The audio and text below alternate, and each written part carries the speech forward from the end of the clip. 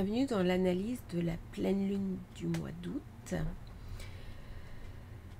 qui va se dérouler sur le degré du 9 à 10 degrés en Verseau, une tête et une main séparées du corps, un homme sans tête. Une idole populaire se rend compte qu'elle ne correspond à l'idéal qu'elle a pendant un temps incarné. Dès le départ, lorsqu'on regarde les degrés sabiens, les degrés Janduse, il y a quelque chose d'inquiétant dans cette pleine lune. Tous et bienvenue dans la pleine lune du 1er août 2023, 20h30, heure Paris. Bien entendu, suivant où vous vous situez dans le monde, cette heure sera différente. Ce qui caractérise cette pleine lune, c'est d'une part cet ascendant Capricorne, Pluton, première planète qu'on rencontre, qui arrive en fin de course. C'est-à-dire, quelque part, il a épuisé les énergies du Capricorne, il est déjà rentré en Verseau, et à la fin de l'année, il va revenir en Verseau. Le Verseau où se trouve justement cette pleine lune qui se retrouve opposée au Soleil. Il y a donc une espèce de disjonction, comme on l'a vu déjà sur plusieurs pleines lunes, où il y a des oppositions entre les valeurs du lion, qui sont des valeurs solaires, qui sont les valeurs du chef, qui sont les valeurs de l'unique, et les valeurs uraniennes, qui sont au contraire le multiple, la communauté, voire le communautarisme. Cette lune n'est pas conjointe à Pluton, mais néanmoins, je la trouve plutonisée. D'une part parce qu'elle se trouve sous la dominance d'Uranus, Uranus qui est en Taureau, Uranus qui donne à cette pleine lune des envies d'indépendance, des envies d'autonomie, des envies de prendre sa place, des besoins de se faire confiance, des besoins de réussite. Les lunes en Verseau sont souvent assez puissantes. Ça donne des personnes très indépendantes, très autonomes, souvent avec des envies technologiques. Et là, dans cette pleine lune, va se poser la question aussi des nouvelles technologies, euh, que ce soit l'informatique, que ce soit des possibles attaques informatiques, que ce soit l'intelligence artificielle. On va vraiment, dans cette pleine lune, commencer à en parler de manière particulière. Alors, cette pleine lune reçoit un carré de Jupiter qui, là non plus, n'est pas conjoint à Uranus, mais ils sont dans le même signe, ils sont dans la même maison. Il y a donc une imprégnation. Exactement comme la Lune n'est pas conjointe à Pluton, mais on est dans le même secteur et il y a pareillement une imprégnation. C'est-à-dire que la maison 1, on est sur l'identité. Quelle est mon identité? Qu'est-ce que je veux faire de ma vie? Le mois d'août est un mois où on fait le point. On dit d'ailleurs toujours la rentrée de septembre. On n'est pas au début de l'année. Début de l'année, c'est le 1er janvier. Pour les Chinois, c'est mi-février, vers mars. Mars, bélier, premier signe. Mais en septembre, donc après le mois d'août, il y a quelque chose d'un renouveau. Comme si de vacances en vacances, il y avait quelque chose qu'on mettait en place de l'ordre du professionnel. Est-ce que cette pleine lune va venir parler, nous questionner de l'affectif? Alors, c'est tout à fait possible. Vénus est rétrograde. Il y a toute une vidéo sur Vénus rétrograde qui se trouve en Lion, qui en plus reçoit un magnifique quinconce de Pluton. Forcément, l'affectif va être question. Mais cette lune quelque part, elle a besoin d'indépendance. Elle a besoin d'autonomie.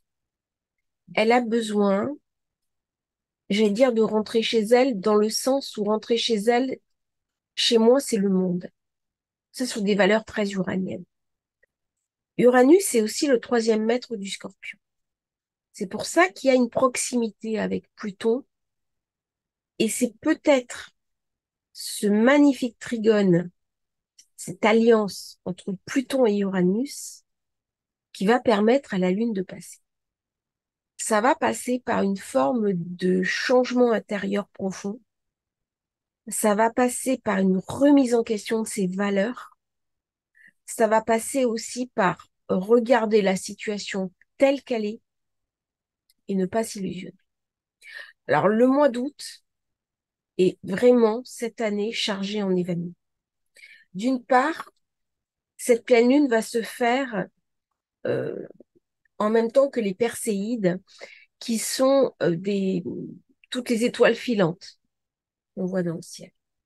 Il va y avoir deux pleines lunes, le 1er août, le 31 août. On a Vénus qui vient de passer rétrograde. On a le nœud nord qui change de signe.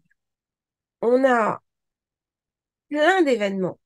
On a bientôt Mercure qui va passer rétrograde. On a plein d'événements comme ça qui vont venir nous questionner, aussi bien à titre personnel qu'au niveau des événements. C'est une pleine lune qui vient nous raconter l'importance d'être flexible, l'importance de s'adapter aux situations. Nous allons avoir des enjeux, des situations à traverser dans les mois qui viennent, voire en 2024-2025, qui vont être des années qui vont vraiment beaucoup, beaucoup nous solliciter. Si je n'arrive pas à me préparer, à muscler quelque part ma flexibilité, je vais beaucoup plus souffrir. Alors, Pluton, c'est une planète, alors même que c'est une planète qui fait appel aux enfers intérieurs, à la profondeur, à l'inconscient. Là, on est vraiment dans le plus secret du plus secret. C'est notre Pluton, si on prend sur le côté intérieur, c'est Hadès, c'est quelle est ma confrontation à moi. Je suis invitée à aller l'éclairer. Mais je suis aussi invitée à prendre en main les situations, devenir flexible. Il n'y a que ça qui va me permettre de passer les enjeux qui vont se présenter dans les mois qui viennent. C'est ça, quelque part, que cette pleine lune vient nous raconter. Le Verseau est un signe très adaptable. Par contre, Uranus, problème, il est en Taureau. Le Taureau, c'est pas spécialement un signe adaptable. C'est un signe qui est très lourd, qui est très dense, qui parle de la Terre. On retrouve aussi Jupiter. On est dans la Terre, on est dans la densité. Pluton, Capricorne. Mercure, Mars, on est dans la Vierge, les récoltes. C'est quoi cette terre, cette accumulation de terre sur laquelle on vient mettre le doigt? Bien, je pense que ce sont les enjeux que nous avons tous vus cet été en termes de réchauffement climatique. C'est-à-dire que quelque part, Gaïa, la Terre, vient nous raconter quelque chose. La Lune en Verseau, c'est une lune qui réfléchit, qui intellectualise, qui cérébralise. Le Verseau, c'est les eaux d'en haut, les eaux d'en bas. Comment on est à la fin aussi dans le Verseau. On est en maison 11. Ça veut dire qu'on se prépare à rentrer dans la maison 12. C'est une lune qui invite à réfléchir à ce qui se passe. Ce n'est pas une lune qui est dans l'action-réaction. C'est une lune qui a besoin de se poser et qui a besoin de réfléchir. D'autant qu'elle est carrée à Jupiter. Alors le carré Lune-Jupiter, plan strictement personnel, ça va éloigner la chance pendant quelque temps. Les coups de chance, c'est pas le cas. D'autant que Jupiter carré Soleil. Ok, la chance à tout. C'est pas parce que cette pleine lune, il y a deux très beaux carrés qui en plus sont dynamiques que forcément la malchance va s'accumuler sur nous. C'est pas ça. Mais il y a quelque part une réflexion à avoir, à mener sur la place de l'humanité d'une manière globale. On est en maison 1. La maison 1, c'est la maison de l'individuation. C'est la maison de la confiance en soi. Plutôt en maison 1, première planète qu'on voit, c'est la planète du pouvoir. C'est aussi la planète de l'argent, des finances. Est-ce que je vais être capable de reprendre mon pouvoir? Et ça passe aussi par le financier. Et d'un coup, si mes finances ne suivent pas, eh bien, je ne peux pas être libre. Je ne peux pas être indépendant. Je ne peux pas m'autonomiser. C'est l'enfant qui, par exemple, fait ses études, dépend financièrement de ses parents, eh ben, il ne peut pas s'autonomiser. Ok, il est adulte, il fait ses études, mais il est toujours à la charge de ses parents. L'autonomie, elle vient par le financier. Financier qui est signifié par plusieurs planètes, dont Jupiter. C'est un moment donc où il va y avoir au niveau boursier des revirements de situation. C'est pas un très bon mois pour investir en bourse, pour spéculer.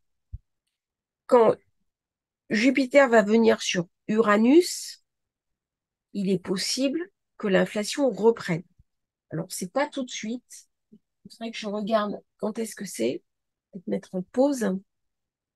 Bon, là, ça commence en 2024, je vais pas rentrer dedans. C'est pas un mois idéal pour prendre des grandes décisions, des investissements immobiliers, euh, des spéculations boursières. Réfléchissez. Vraiment, c'est un mois. D'ailleurs, on a Neptune en maison 2. La maison 2 qui tombe en poisson, c'est les illusions. Avec Neptune qui rompt, euh, attention au miroir aux alouettes. Pluton a épuisé le Capricorne. C'est fini. C'est fini. Passe en Verseau.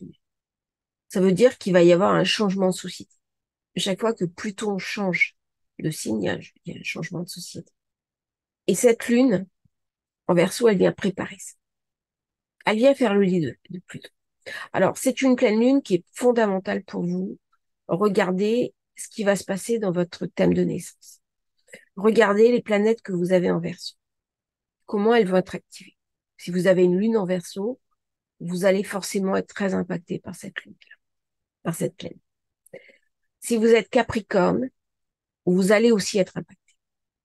Si vous êtes Taureau, vous allez aussi être beaucoup impacté par cette pleine.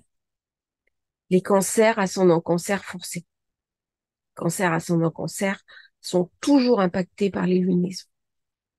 Le soleil, les lions vont aussi être impactés dans la mesure où il y a une espèce d'amas, même si on n'est pas en conjonction.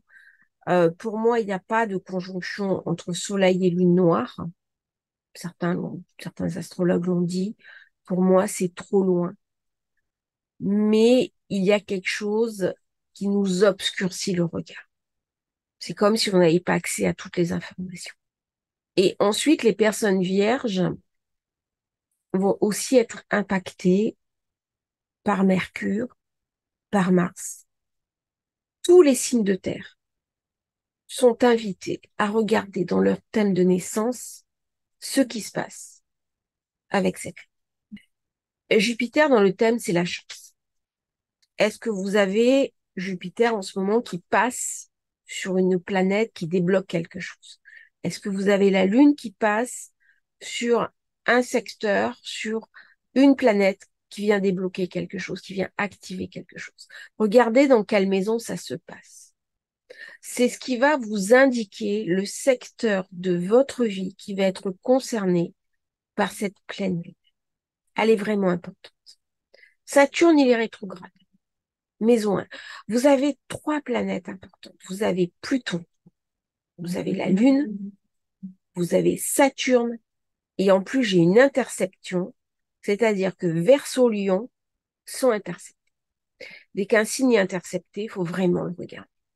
C'est-à-dire, c'est tout ce qui est maison 5, l'œuvre, les enfants. Et on l'a vu là, malheureusement, avec la disparition du petit Émile, comme quoi les enfants sont regardés en ce moment. Comme quoi il y a des problèmes. Euh, les œuvres, la créativité. Et en face, le collectif, le groupe, les amis, aussi les projets. Qu'est-ce que j'ai envie de créer comme projet? Qu'est-ce que j'ai envie de faire de ma vie? Alors là, j'ai Saturne rétrograde, maison 1, Neptune rétrograde, maison 2, Vénus rétrograde en maison 7. Donc, ce qui vient faire encore raconter la relation à l'autre, on a beaucoup parlé dans les autres vidéos, et bien là, cette pleine lune, elle invite à s'intérioriser. Alors que le nœud nord, il pousse en avant. Ouais, c'est le moment de faire des projets, c'est le moment d'y aller, c'est le moment où on y va. Sauf que j'ai Mars qui est exactement sur le cuspide de la maison 8. Et ce Mars, il est opposé à Saturne. Ça veut dire que en maison 8, il y a un bouleversement intérieur qui va se passer. Concrètement, qu'est-ce que ça va donner? Au niveau personnel, regardez où se situe l'opposition Soleil-Lune, les maisons qui sont concernées, ce sont les secteurs de votre vie qui vont être activés dans cette planète. Regardez aussi Neptune, Jupiter, dans quelle maison il se situe, quels sont ses aspects avec le Soleil, avec la Lune. Et regardez, notez. Moi, je vous invite vraiment à noter. C'est une pleine lune d'analyse. Plus globalement. Alors que normalement, le mois d'août, c'est des mois de repos. C'est des mois où on a envie de sortir, on a envie de faire la fête, on a envie de s'amuser. La dernière fois, on avait la lune qui était en Capricorne. Et là, eh bien, on retrouve l'idée du Capricorne parce que l'ascendant est Capricorne. La lune en Verseau, c'est aussi Saturne, deuxième maître. Donc, on retrouve cette idée de trop sérieux. Comme s'il y a quelque chose, on ne peut pas s'amuser de toute façon. La vie est pas drôle. Alors que le Verseau, c'est quand même un signe ludique. Les politiques, je suis pas certaine qu'ils puissent prendre toutes les vacances dont ils rêvent. C'est-à-dire, il va y avoir des événements politiques importants durant ce mois d'août. L'inflation, en effet, pourrait se stabiliser jusqu'à ce que Jupiter rejoigne Uranus. Mais on a encore du temps. La guerre en Ukraine, le moment de la paix n'est pas encore venu. Et alors, c'est assez surprenant. Il y a une grande proximité entre cette pleine lune et le thème astral de l'Ukraine. Eh bien, le moment de la paix avec la Russie n'est pas encore venu. Euh, la guerre en Ukraine va s'enliser. Et ça va avoir des conséquences économiques pour tout un chacun sur le panier de la ménagère, sur le coût de la vie, sur notre quotidien. C'est un mois où il va y avoir des petits déplacements, où on va beaucoup parler de petits déplacements. Je vous invite aussi à être prudent dans vos déplacements. Euh, soyez vigilants. Ne prenez pas de risques inconsidérés. Est-ce que cette pleine lune est dangereuse? Non, non. Il n'y a jamais de pleine lune qui est totalement dangereuse pour tout le monde, d'autant que Pluton ne reçoit pas de mauvais esprits. Mais c'est une pleine lune, quand moi j'ai commencé à la travailler, qui me semble ambiguë. Le milieu du ciel est en Scorpion, donc une espèce de pourrissement, comme si l'élévation, il y avait un pourrissement, il y avait quelque chose d'une désagrégation. Bon, c'est ce désagrège, d'autant qu'on retrouve Pluton en maison. Et donc ça, il impacte très fortement cette pleine lune. comme s'il y avait des trahisons, comme s'il y avait de la corruption, comme si des affaires financières, politiques allaient sortir. Il y a quelque chose qui me dérange. Je pense qu'il va y avoir des ruptures de contrat, des ruptures de négociations, des ruptures d'accords, euh, des commandes qui ne vont pas être honorées. Neptune en maison 2, Neptune est bien aspecté. C'est pas un mois où va y avoir une faillite bancaire, où va y avoir, euh, comment dirais-je, une menace sur l'épargne des Français. C'est pas le cas. Mais il y a quelque chose qui se prépare, il y a quelque chose qui couve. Mars cuspide 8. Euh, Uranus, à ton Neptune, ce carré Uranus, euh, Uranus-Mercure. Alors même que Uranus, c'est l'octave supérieure de Mercure. Donc il y a quelque chose de l'impulsion sans la réflexion. Est-ce que de nouveau des émeutes, les grands frères? Je pense pas sur cette configuration-là. Mais il y a quelque chose qui couvre. Il y a quelque chose d'un mécontentement. Il y a quelque chose de... Pourtant, la maison 12, elle est toute petite, alors qu'on a une grande maison 1. Bien, les préoccupations de cette pleine lune, ça va être comment je vais pouvoir vivre dans ce nouveau monde qui arrive. Il y a quelque part, on prend conscience que nous sommes au début d'une nouvelle ère.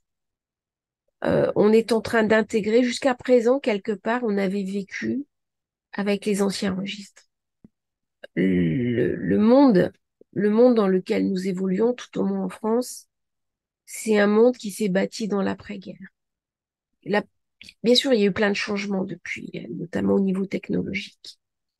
Mais véritablement, là, on est sur un basculement.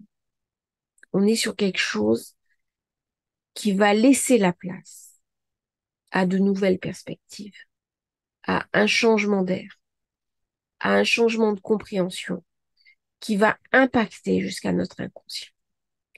Et là, on est vraiment dans cette préparation par cette lune en Verseau qui annonce l'arrivée de Pluton. Donc tous les travaux préparatoires que vous allez faire durant ce mois, du 1er août jusqu'au 31 août, notez, prenez un carnet avec mes stagiaires, puisque je donne des enseignements, je les invite à noter. Eh bien, prenez un carnet, notez. Notez par exemple des événements, notez vos sensations, notez vos sentiments, notez vos réflexions. Et à la fin du mois, eh bien, on va se retrouver pour l'autre pleine lune et on verra comment elles auront fait écho entre la pleine lune du 1er août, la nouvelle lune et la pleine lune du 31 août. Et véritablement, le travail que vous allez faire là va vous éclairer sur ce passage, sur cette arrivée de Pluton en Verseau. Pour moi, c'est une pleine lune qui est très intérieure, très intériorisée, très du domaine de la personne. Dans le Verseau, il raconte le groupe. Ok, pas de doute là-dessus. Mais une lune en Verseau, ça peut être une lune très individuelle, voire même très individualiste. Elle a quelque part le rêve du lion. Et chez Uranus, il y a la puissance du leader. Alors, on dit toujours Uranus, le groupe, la communauté. La lune en Verseau, c'est autre chose. C'est autre chose. Parce elle a aussi de Saturne. Donc, c'est une solitaire. Elle n'est pas forcément forte. Mais par contre, dès qu'on touche au tronc saturnien, on est porté par un idéal. Et un idéal qui s'exprime aussi par une forme de réussite. Ça, c'est le moi idéal, vraiment, pour poser la question de sa propre réussite. Quel sens je veux donner à ma vie? Dans ce monde qui est en train de changer, quel sens je peux lui donner? Voilà, c'était un petit brossage. Je suis pas allée très loin, j'ai pas voulu rester être trop hermétique. Je vous remercie de votre attention et puis à bientôt pour un nouveau partage. N'hésitez pas à liker, à vous abonner à la chaîne et puis merci de me soutenir, merci de soutenir la chaîne. Merci aussi pour votre fidélité et à bientôt.